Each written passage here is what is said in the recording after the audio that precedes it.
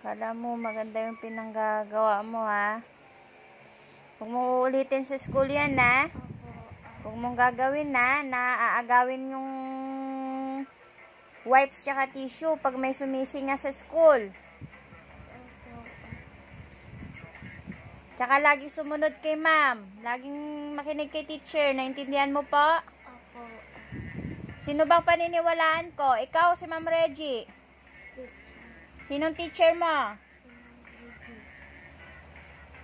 Ikaw, minsan hindi ka nakikinig sa amin eh. Pag nasa school ka, laging makinig kay Ma'am Reggie. Laging sumunod. Pag sinasaway ka ng Ma'am Reggie, sumunod agad. Naintindihan mo po? Opo. Upo ka ng upo. Sa bahay, upo ka ng upo. Pakainin kita ng upo. Gusto ma? Tawa ka pa dyan. Kala mo nakakatuwa.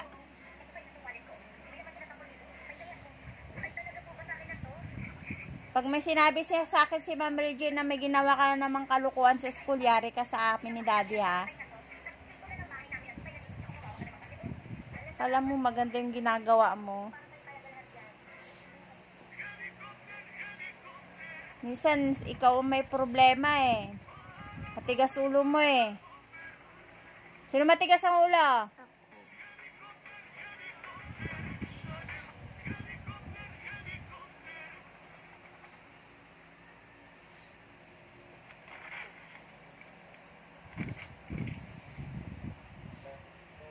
Mahal mo ba si Ma'am Reggie? Opo. O ba't di ka nakikinig minsan sa kanya? Pag mahal mo si Ma'am Reggie, dapat lagi ka nakikinig, laging nasunod pag sinasaway. Naintindihan mo? Opo. Hindi ka ba natatakot kay Ma'am Reggie? Natatakot. Kung natatakot ka, minsan makinig ka. Naintindihan mo? Opo. Gigigil mo ko eh. Imbis na pumapasok ka sa school, gumagawa ng mga gawain sa school. Absent ka na naman dahil sa nangyayari sa'yo. Makinig ka minsan, ha?